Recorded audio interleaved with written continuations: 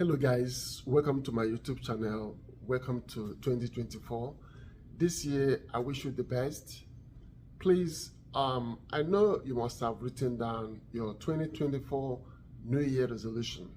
If you have not, why not? Please go ahead and write them down. It is one thing that will guide you, put you on a schedule. It becomes a task, and any task requires an effort. Just little effort, you can achieve them.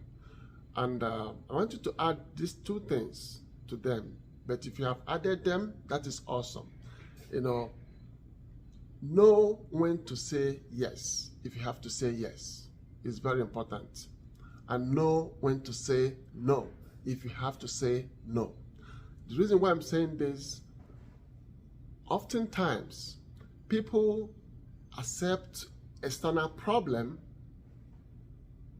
but they cannot handle it. They begin to struggle with those problems. It becomes a problem and a burden to them. It stresses them out. It overwhelms them. It can make you sick. It can make you hate yourself. It can make you to hate helping people. But when you have this principle, you will thank me.